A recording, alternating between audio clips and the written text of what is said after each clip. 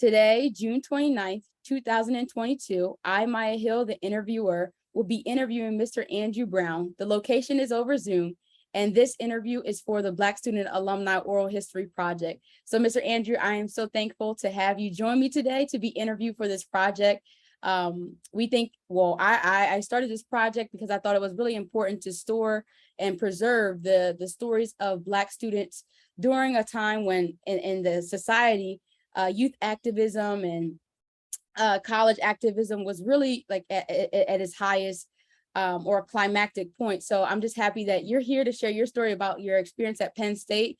And so just to jump right into just some basic background questions, would you tell us where you're from and where you were born and when you were born? So just to get us started. Okay. First of all, I'd like to thank you. I think this is very important. I really think of students as not being as engaged as when we were around. So I was very happy to hear you were doing this, because when everyone's trying to squash history in schools now, we need some record of what's going on. So I am from Philadelphia. I was born in 1947 in Philadelphia. Both of my parents are from Virginia. My mother went to second grade. My father went to fifth grade. But my mother didn't have me until she was 35. Mm-hmm. So she was much more mature than most of my classmates' kids. And when I was a child, I just knew everybody else was older than my parents, but I didn't put it together. But they both came up from the South and met each other through common relatives. Mm-hmm. I was born in 47, October 12th. I lived in Philadelphia, in Center City, Philadelphia, North Philadelphia, a very famous Black poor neighborhood that had gone from being Irish Catholic to Jewish, because we have stars of David on our doorknobs, to African American, because that was the Great Migration.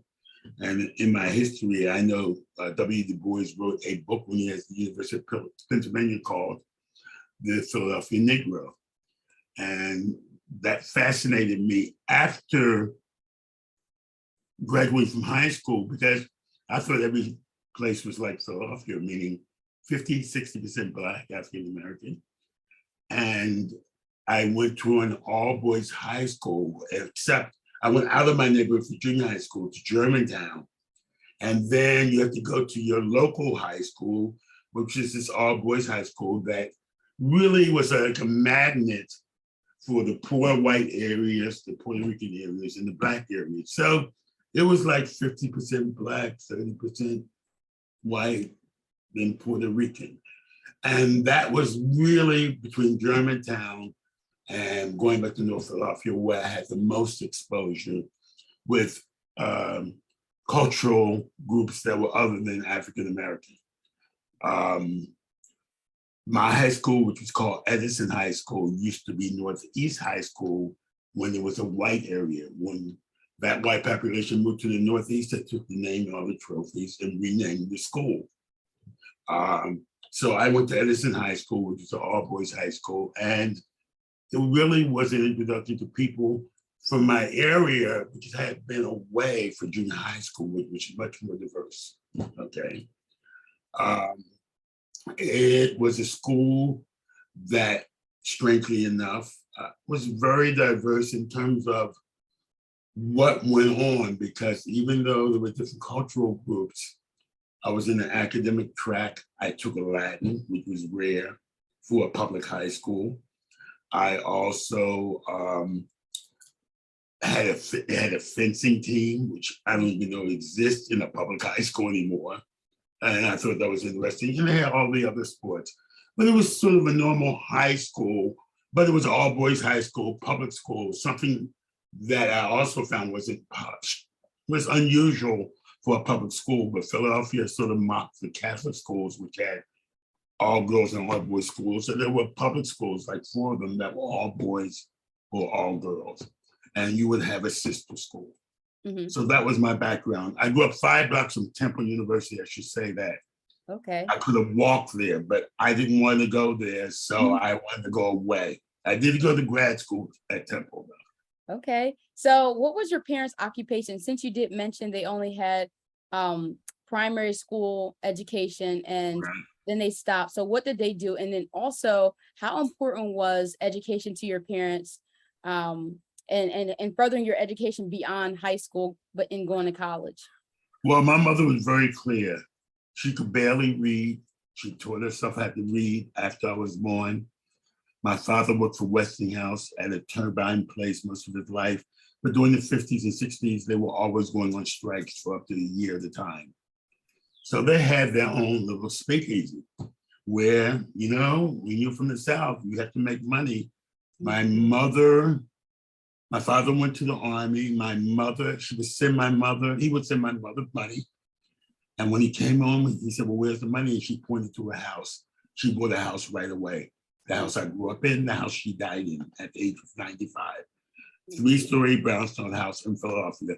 For her, from the very beginning, we could never spend our money. All of our money, my sister made or I made growing up, went into a bank account because she was sure we were going to go to college. That was at the top of her list. So that was ingrained into me. I played the piano my whole life in church and growing up, and I sang in choral groups in Philadelphia. It's a very vibrant music scene. So for her, education was very important. For my father, not so much. But since she made her money and he made his money, she said, you don't have to give anything to it. They're going to be saving money. I'm going to pay for this, and she did. And I got scholarships.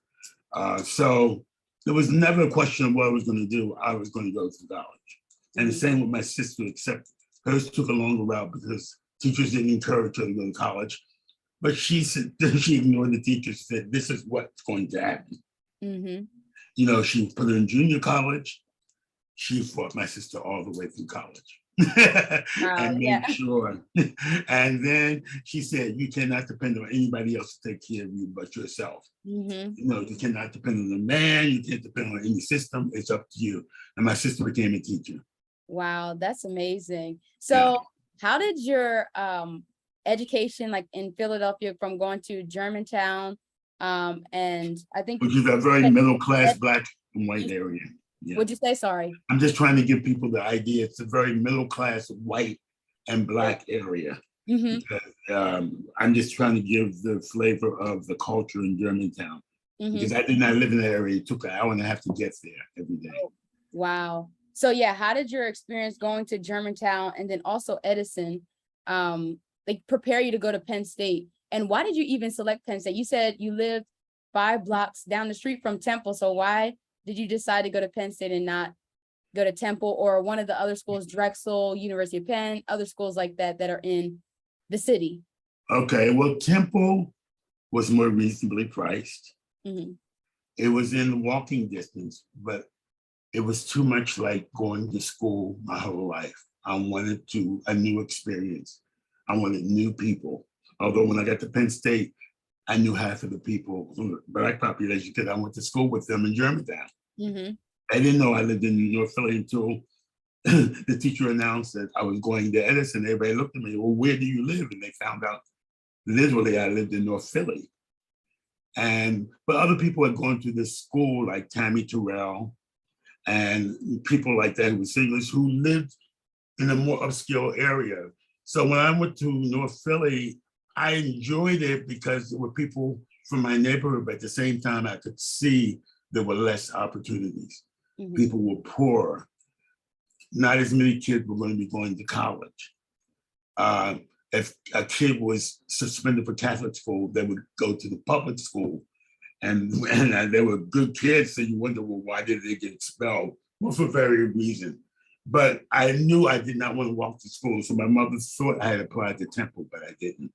She found out. I don't even know what I told her. I just said I had gotten into Lincoln, but that was out of state. The guy tried to recruit me, my local congressman, to go to West Point. I wasn't interested in the military. So Penn State seemed like the logical place because they had satellite campuses that were 2 years you go to, even though I didn't want to go to them. But they had this big university community, and I wanted a different experience And it was outside the city, a place I had never been. Mhm. You know, in fact, I thought every place was like Philadelphia. Well, I got a wake up call when I took my first visit. I got behind this cart. And I said, "What is that?" And they said, "Oh, those are Amish." I had heard about the Amish. I didn't know who they were. And you couldn't get there by anything but bus, even though my parents drove me there the first time. And it was like leaving early in the morning, getting there and seeing all these mountains and seeing no Black people. That was the first shock. Even though I knew one other Asian guy, there was one Asian in my class, Chinese, who was going to be going to Penn State. Nobody else I knew from my high school was going there that year. And I had been told by a high school teacher when I said I wanted to go to Penn State, he says, "Oh, you'll be lucky if you go there." So it was like a challenge. Yeah. It was a Black union member. And I was really surprised that he said that to me. But then people were insensitive to, I wasn't going to a Black school, but my whole experience had been with Black people, and I just wanted to expand my horizons. Yeah. So you mentioned you got scholarship and your mom paid for and my money. And your money? Okay, so you paid. I had saved my whole life. Okay, so you also helped pave your way through school. So what scholarships did you get to help you attend Penn State? I don't even remember what it was. That's okay. Specifically, I know that after my first year, it was my first year away, I was so despondent because you underestimate what it's like to move away from your family and not see them. And when I got there and I realized there were only 200 Black people in the school of 40,000 people, I was like, whoa. I had picked a place called Nittany Lion Dorm. I didn't know what it was. What was the Army barracks beside the stadium.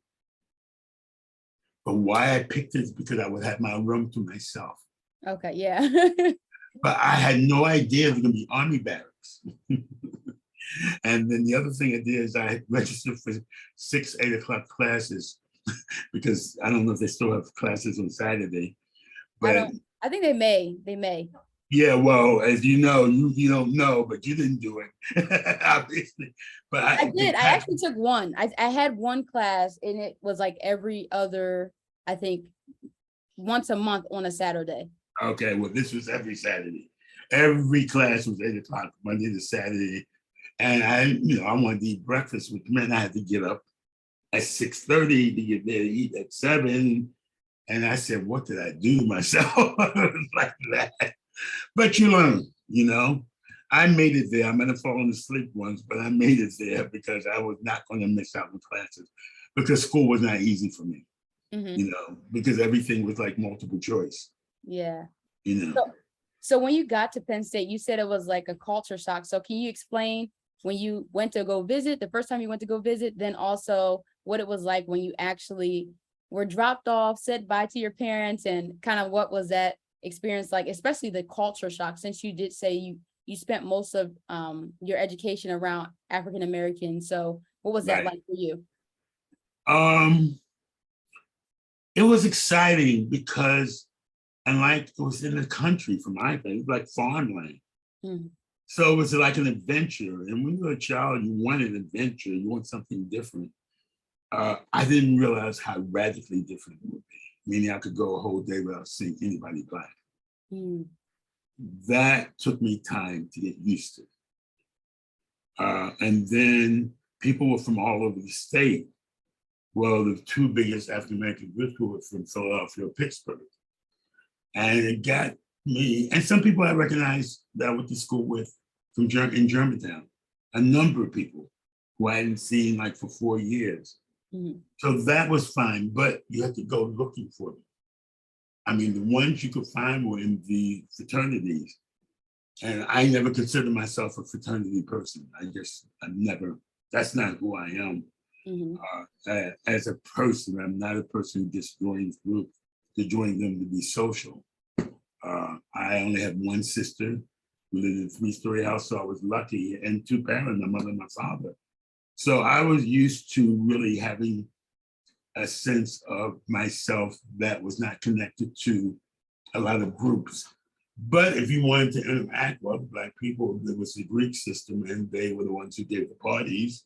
And so you didn't want to go somewhere on a Saturday night. So, after I got past the cultural side, you learn to get along with people in your dorm. You learn to meet new people along the way through social groups. And that's what I did. So what year did you start? Like what year did you begin your 1960, freshman? fall of 1965. And what was your major? I started off majoring in not understanding, trying to understand what I wanted to do. I mean, you have to take general subjects, language, which I struggle with, history, but I had a sense that I wanted to, in some way, I had a social consciousness. Growing up, I did participate in CORE. My mother was very supportive of me working in the civil rights movement because I grew up near the church in Philadelphia that had a lot of cultural things around civil rights. I mean, there was this church called the Church of the Advocate, had an African dance group, had a theater group. It always had politicians coming through. And I sat in at television stations when the Mummers Parade was being boycotted, which is an annual New Year's Eve thing, and all the people wore blackface, the players. And it was all white to the parade. And I belonged to CORE. We did from going to the March on Washington, but we did demonstrate around when we thought something was unfair and unequal. So I went into high school being politically active. So that was not new for me. If I belonged to a group that was around understanding things in the community that affected our lives, whether it be my mother used to run the street group to try to get plants, put in the ground, trees put in the ground. She would always be a community person. And she told me she always had been from the Second World War. So she sort of instilled this part of you need to be aware politically what's happening.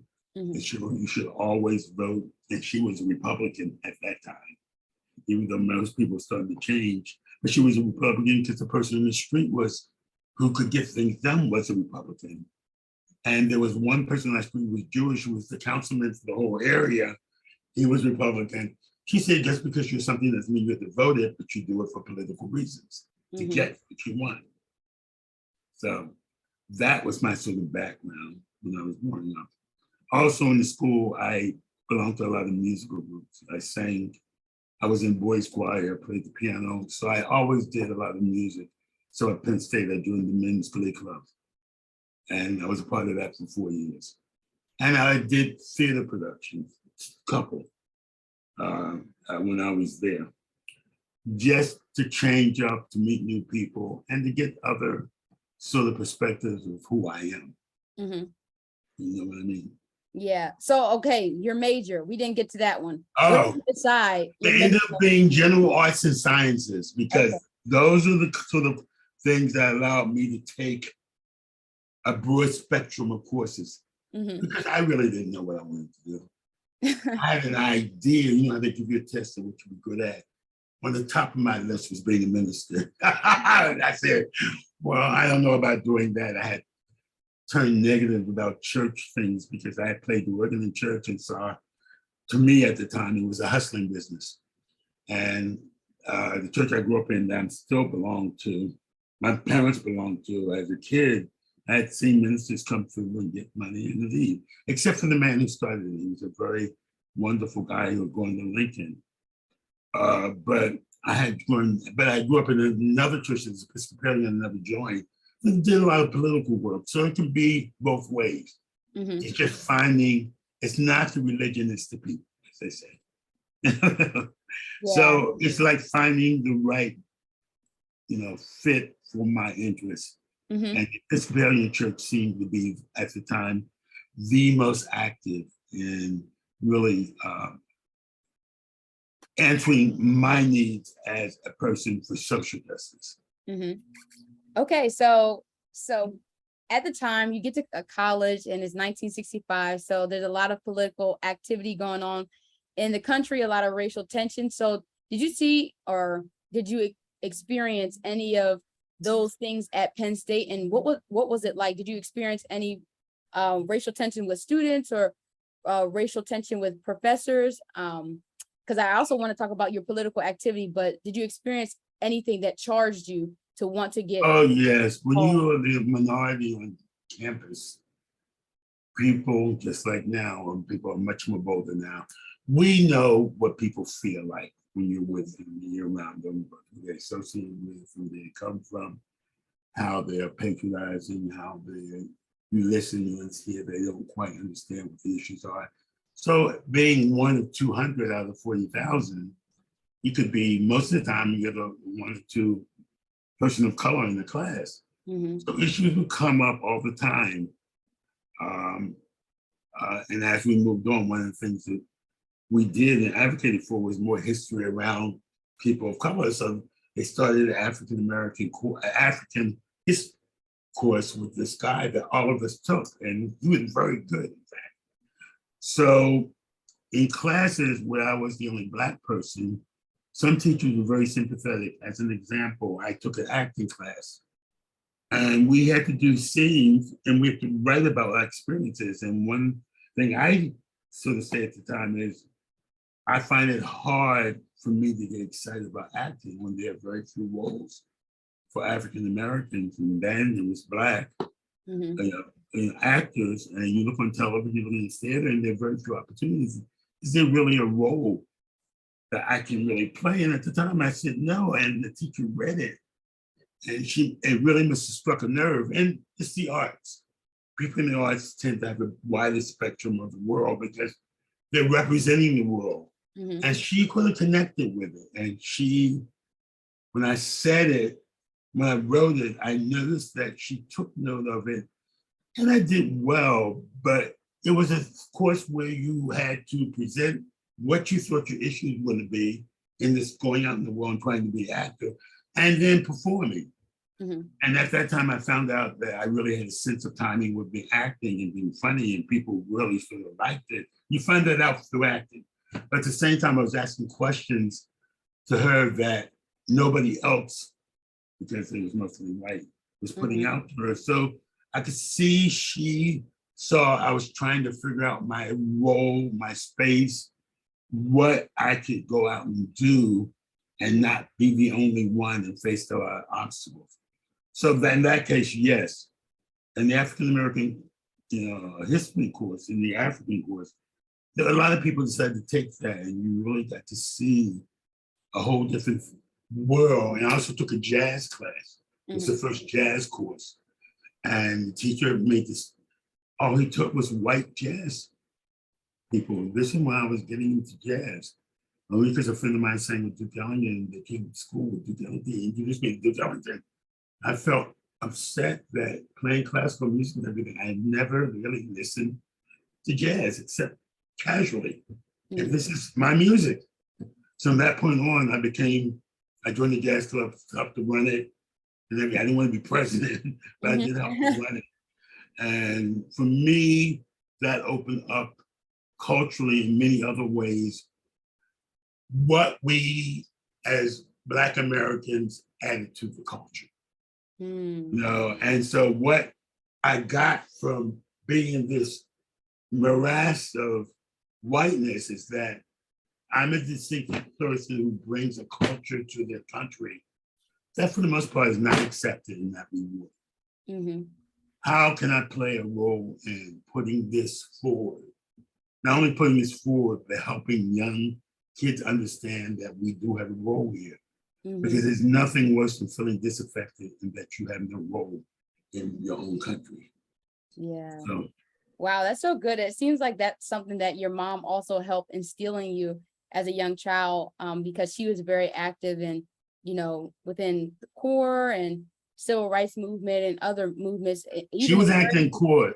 She was acting in the movement before that was mostly political, and it was left wing from the 40s and 50s. Okay. But being from the South, she saw the disparity. I joined CORE, that was the one I chose. Okay. As opposed to NAACP, which is valid, but it's from my mother's era. Yeah. My mother was more the NAACP. Yeah. But she still taught you how to be active, Yes, use your yes. voice and use your talents to In fact, I got make fun. arrested. And I got arrested, and she was upset because we were demonstrating at the television station about the Mama's Parade. And she never said anything. She said, I'm very proud of you. This is what you have to do to be able to get what you want and to advocate for things you want. And so she understood that. So she didn't freak out. It's the only time I've been arrested, you know, and they didn't hold me or anything. But I was a teenager. Yeah. So I want to kind of jump to, since we're on the topic of student activism and your role and how you kind of participated from, like I said, as a young child from through high school and up until college. So I do want to highlight one of the events because I know you are a part of this. In 1968, the flag lowering at on Old Main, you and a few other people who are a part of the Douglas Association were lowering the flag to celebrate and in honor of the death or assassination of Malcolm X. And so why did you feel why did you think that that was necessary for the campus? And what was the response of the president and also the student body as they saw you guys, you know, kind of breaking and hammering and trying to lower the flag? The crowbar trying to. Yeah, the crowbar. I saw that in the picture. You guys were like literally kind of breaking. Yeah, I was sitting here saying, you know, it's all very vague. The anger of him being killed, but you have to understand, this is after, was it before Martin Luther King? After Martin Luther King? No, it was before Martin Luther King, a year before. Well, when you understand that the history of the civil rights movement is really people being killed to participate, and really no sort of recognition that people were fighting for their rights. I just remember that, and the Douglas Society already been started, and we all called each other, well, what are we going to do? We were trying to figure something symbolic. It's not clear, the conversation, but we knew that night we had something symbolic, and we thought, well, lowering the flag is a very symbolic thing of mourning. And all I remember is what the image for me is when my cousin who went to Penn State and was one of the first girls to get the engineering degree in mining, she said, oh, didn't we know you were on the website pulling down the flag? I said, what website? Because, you know, when you didn't have technology, they have now.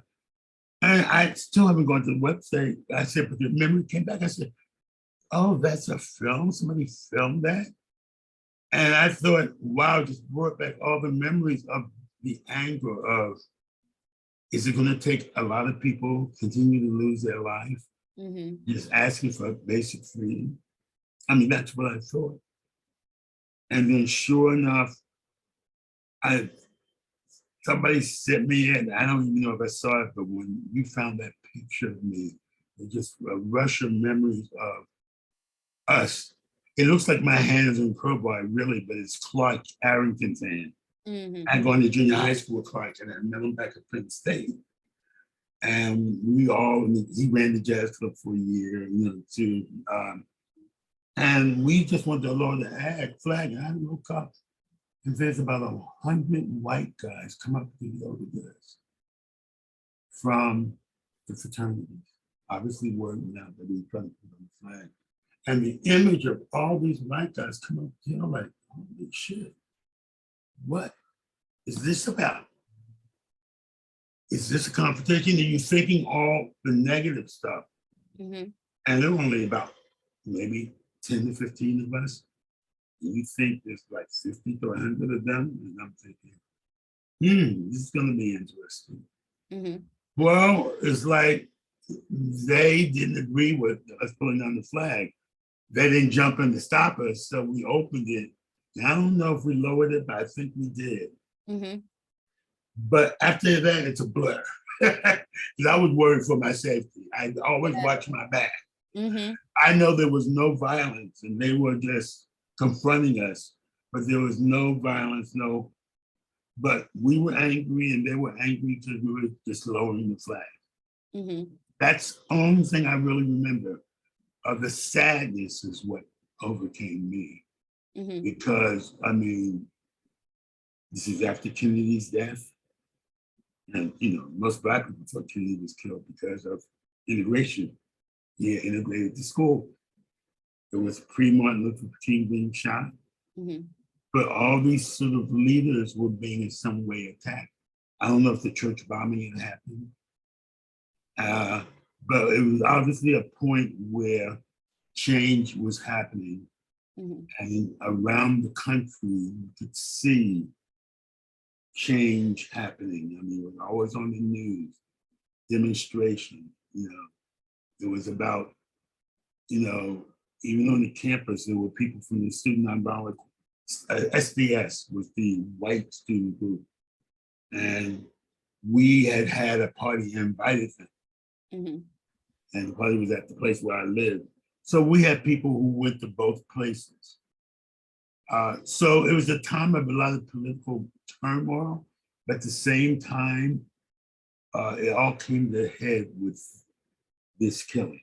Mhm. So my sorrow, pain, confrontation. Yeah. That's my memory. Mhm.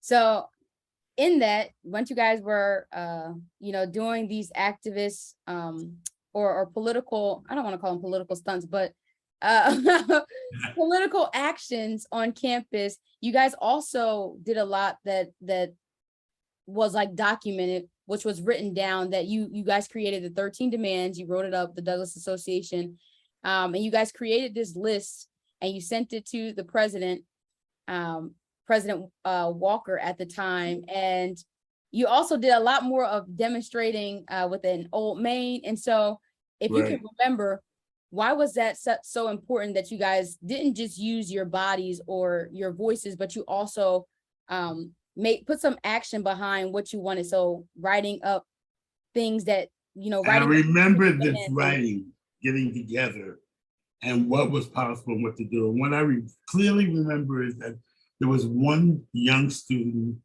who was coming up. He was from Pittsburgh. He was a new congressman in Harrisburg. He was from Harrisburg. So he knew political people. Mhm. He was much more astute than we did. And I clearly remember we had to hear about the crease of acceptance. This is a state school.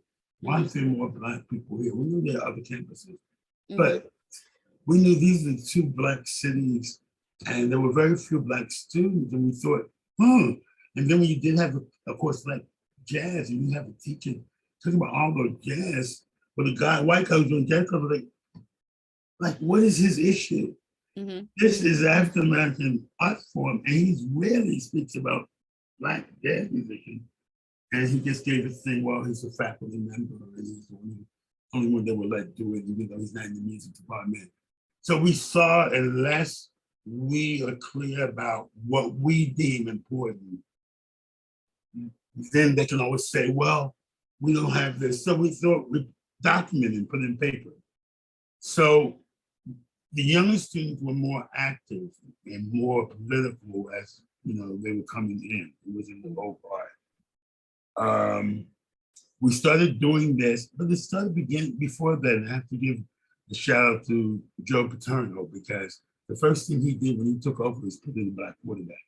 Mm-hmm. That was a message you couldn't ignore. Yeah. Because even the NFL just recently started getting Black quarterbacks. And there's certain positions you just couldn't get. And there was a rumor going around that he had a thing that he was only going to have so many Black football players on the football team. And this is the era of Franco Harris, who is the big star now, And so we decided what's important. How do we get students here?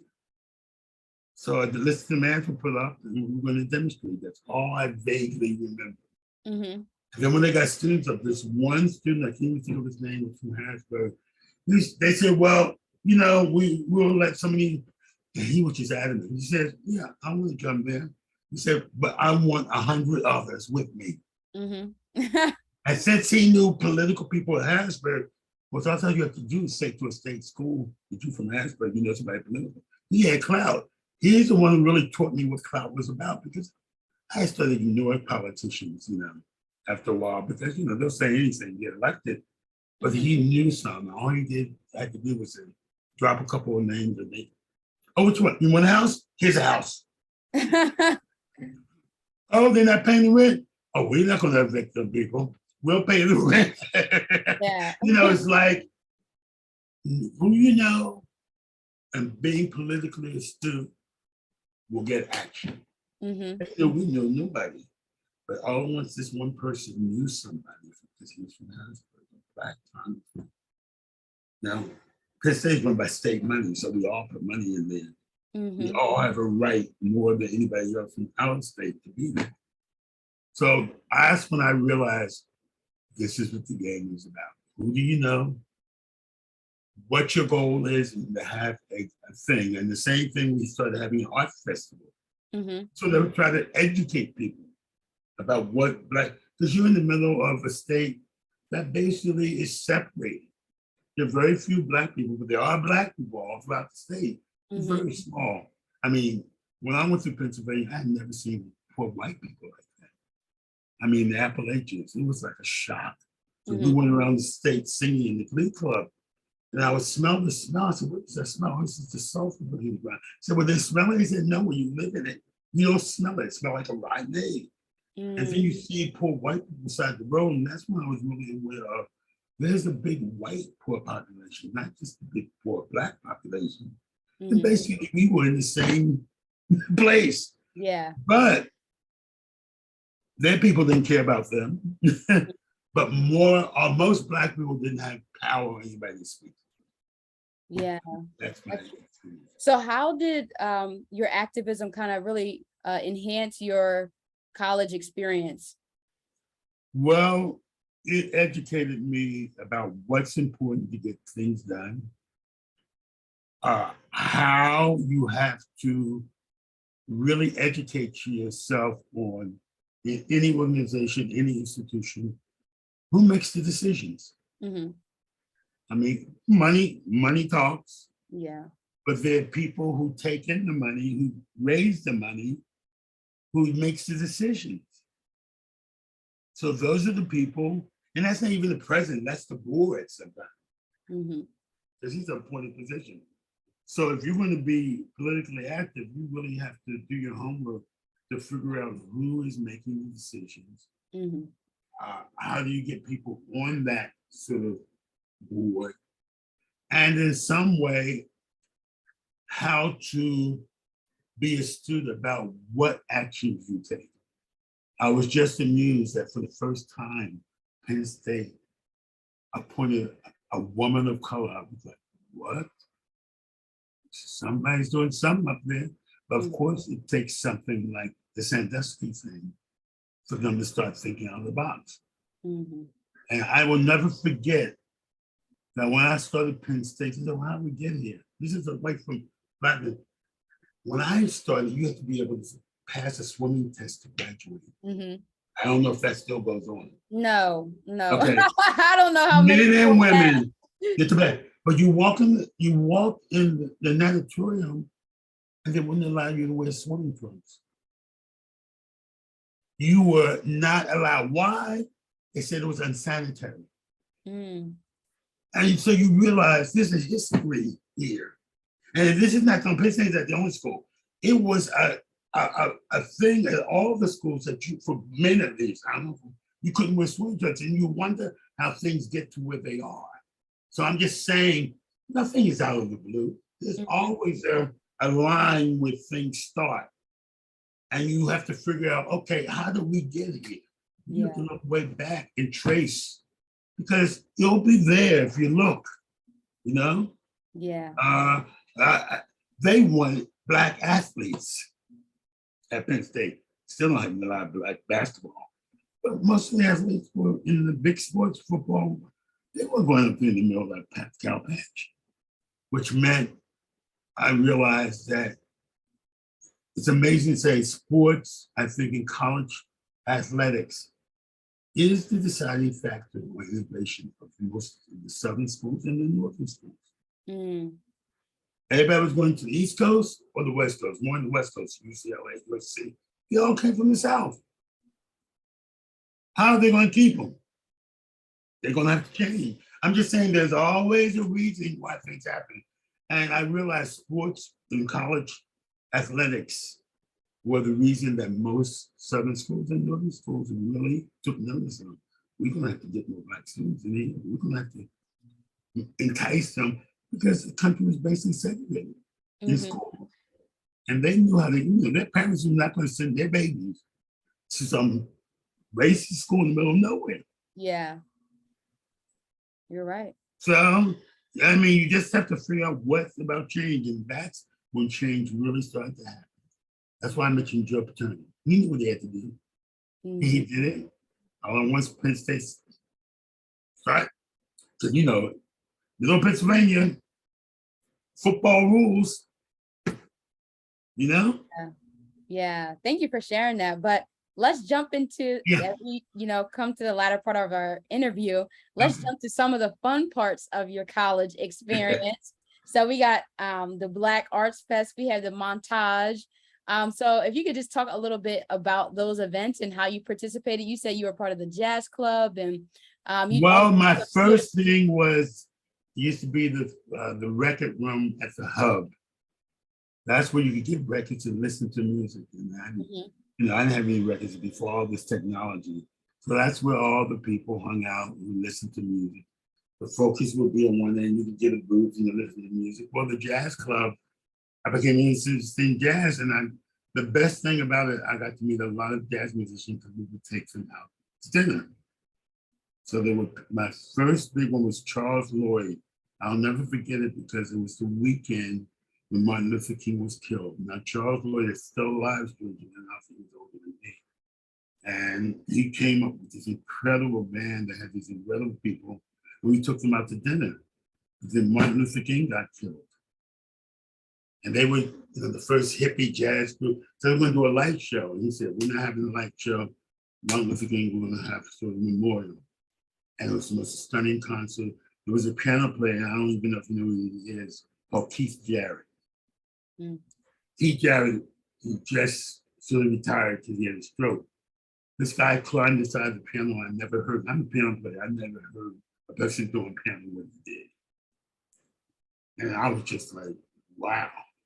I mean, he was already emotional with Martin Luther King, but the emotions that he put out there into his fingers, I had never heard anybody do. And it was just unforgettable. And we had taken him out to dinner. So I went to see Miles Davis in 1970, and there he was. He had just gotten a job with Miles Davis, and remember who I was. I was blown away. And by that time, I really had a very sophisticated taste. And I was just pleased. And he was from Lancaster, Pennsylvania. I didn't even know it. He was only 2 years older than me. Wow. So here you are, and he looks black, but he's white.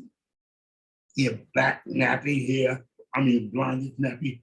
I didn't know he was from Lancaster. So he had grown up in the area. He was very thoughtful. So that was one example of me broadening my whole scope. And I sang in the men's club. Well, we went down south to Georgia and Florida. Well, I had enough sense. I told the choir director, I said, listen, we're going down south. I don't know where you're from. But where I'm from, you got to watch your back. If anything goes wrong, I want a hotel room and a ticket. Before we ever left. Got to Georgia, it was nice. Got to Georgia Tech, they had some students around, but I said, what y'all doing? The black guy pulled a gun from me to the side. He said, I don't know about anybody else, but when you leave Atlanta, you got to carry a piece with you. And I'm like, oh, damn. He was just telling the brother what he got to do. Then we went to Florida, and I had this vision of Florida being not the South, well, northern Florida. It's full of shanty towns.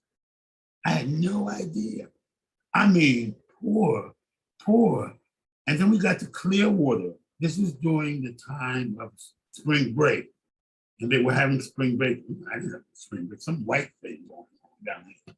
But this is the time when Jim Morrison had dropped his pants and made himself famous with other doors.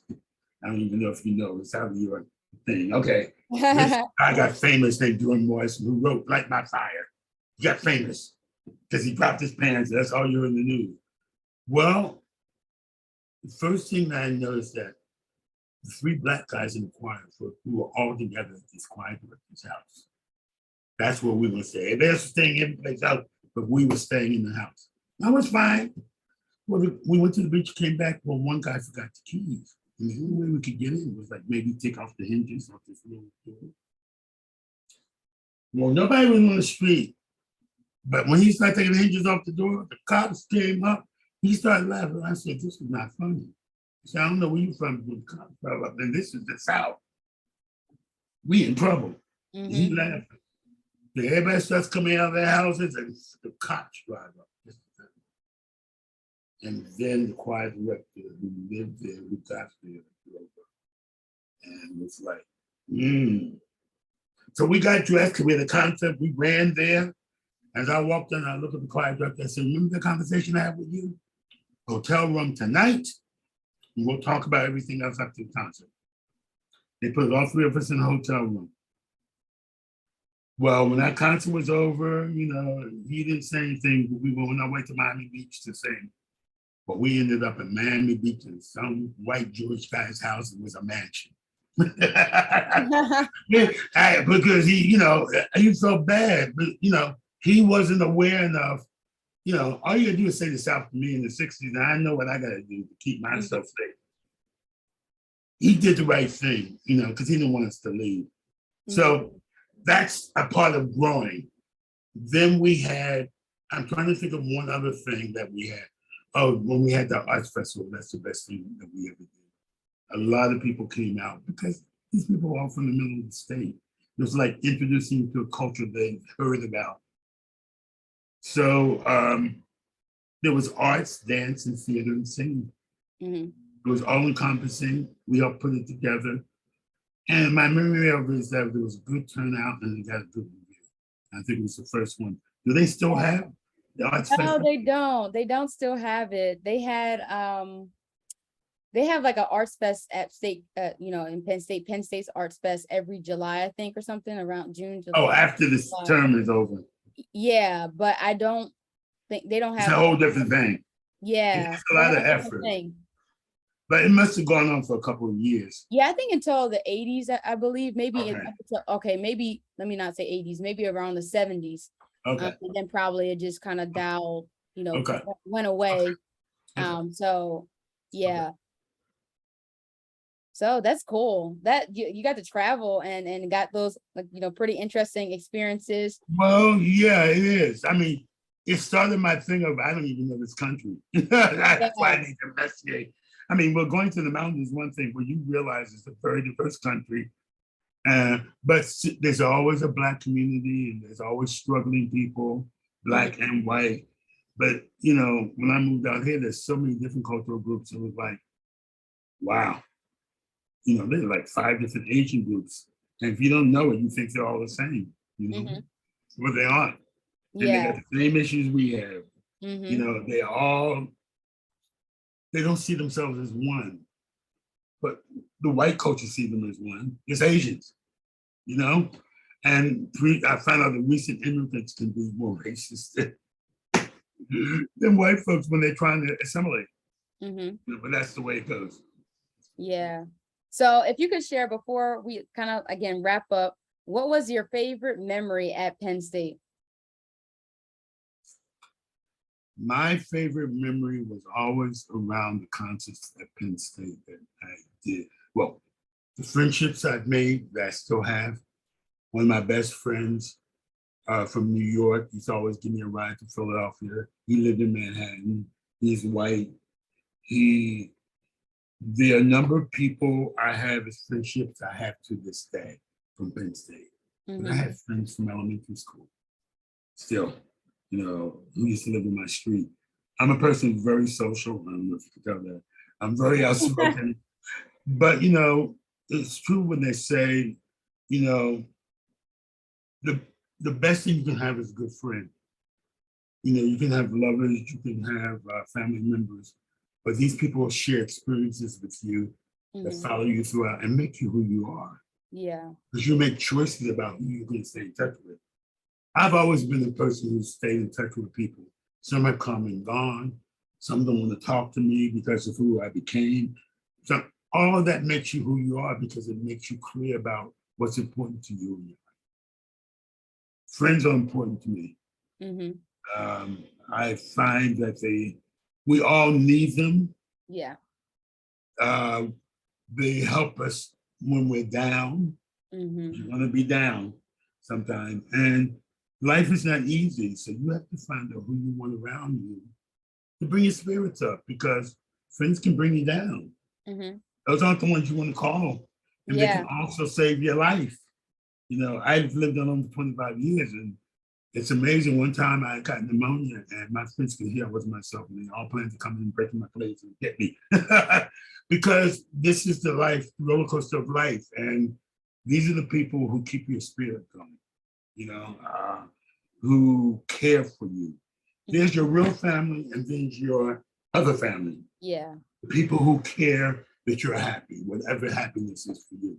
Because you can't dictate that to somebody else. Yeah, that's so good. Yeah, that's so good. And it ties right into our final question and the area of lifetime memories and legacy. So if you could summarize your Penn State experience in one word or maybe a phrase, what would it be and why? It was the most important period in my life because Mm, it made me the man who I am, because it opened me up from that little place in North Philadelphia that was, I know people there who've never left 2 blocks, that the world is a big place and ever changing. There's so many kind of people and ideas. It's very important for you to define from that whole landscape who you are, what's important to you, what will you stand up for, what you will not tolerate. It makes you the human being you're going to be as an adult. If I had not gone to Penn State and had that varied experience with all those different kind of people, I would not have been clear of what's important to me in my life. If I stayed in North Philadelphia, I would have been very short-sighted, and my future would have been very limited. Because no matter where you work, man, who you are, especially today, it's going to be, through technology, a very mixed, diverse population that you're going to have to understand. Fear that people out there want to put about other people can only be cured by understanding, because people's fears come from not knowing, which means you have to put yourself out there. When you come up with Black Power and other, it was only out of thing that you realize every culture has this sort of fear of the other, the unknown. It's our job to understand people, because sooner or later they'll be able to help us if they understand us, and we'll be able to help them if we understand them. But we have to open up our hearts and our mind, or we're going to be a dead society, because this is one of the most diverse places on this earth. And I've traveled and lived in Europe. There's always somebody who wants to look down on somebody else out of fear. They're going to take my place. People are truly about love. I think other people just out of fear and hate. That's my. wow. Yes. So good. And it was a awesome time getting to interview you. And I love the part specifically where you said it starts, activism started somewhere. You have to know, people of power and positions to kind of get you to bring about that change. And so I want to say thank you for being a part of the start. Now I'm a part of this progress, or I'm very proud of part you. of what you guys started as well. And that's why I'm doing this. Yeah. See the legacy, because stuff like this will help people understand how we got here. And they need to understand it's their responsibility to bring somebody else along. Yes. I taught school for 7 years. I did it. I got tired of it because I got tired of telling kids no. I mean, young, no, I can't. You only learn by making mistakes. You got to let people make mistakes. Okay, that's, especially when they're young, but sometimes out of safety you can. So I'm very proud to see that you're doing this, because I was hoping. How many Black people did they have at Penn State? I interviewed, you're about I think. Not the interview, how many Black people they have on the campus? Now, I didn't actually look that up, but it's probably about 2%, maybe 1%. I actually, it's still a low number. No number, okay. But I guess in terms of African Americans within the states who they bring, and then also now you can identify as either African or African American. So a lot of people were from, you know, Caribbean backgrounds, Right. African descent, like, so that out of international students, so more international, you can say Black minority students, but for in-state, it was, or in the country, African-American students, the numbers were still a bit, you know, still a bit small. And yeah, there were classes where you still would be, it could still be like 2 people or 3 people. Now, if you're taking African-American history courses or something like that, yes, it's going to be, everyone in the class is going to be mostly African-American, but for a lot of classes, there are still, you know, 1 African-American student. And people are still having these hard experiences at Penn State, whether it be adjusting or still like a culture shock, like, you know, coming to a campus that is identifies as diverse and inclusive space. And you know, students still don't feel that, you know, you can diversify with more people, but are the students feeling included? And so there's still a lot of changes that need to be made, but I think this is again a start where we have, you know, history. This is very important. And for, you know, students to come, and students who are at Penn State currently, to be able to look at and hear the stories that you guys, everyone who participated in this project, shared, and kind of being encouraged that, hey, it doesn't just stop here. You know, Penn State was a place maybe where for some people activism started, but it didn't just end at Penn State. I took it in my, you know, my career. I took it, you know, I teach my grandchildren or whatever, my children, about activism. And so that's why I'm so grateful that you decided to do this interview. And I know that your story is going to touch and impact generations to come, especially, you know, probably when I look back 10 years from now, Lord willing, if I'll still be here, I believe I will still be here. Yeah, but I'll be able to look back and kind of even see how things have changed and how some things kind of stayed the same, and how history, like they say, history kind of repeats itself. So it does. Well, we hope we learn, you know, and now they don't want to teach history. There's a reason they don't want to teach history. Yeah, exactly. You know, they don't want to learn, and then you realize this is how it gets repeated. This is how it happens, because people don't want to talk about history and how things have already happened, and we didn't learn. But thank you for joining. Thank you so much, Mr. Brown. Okay.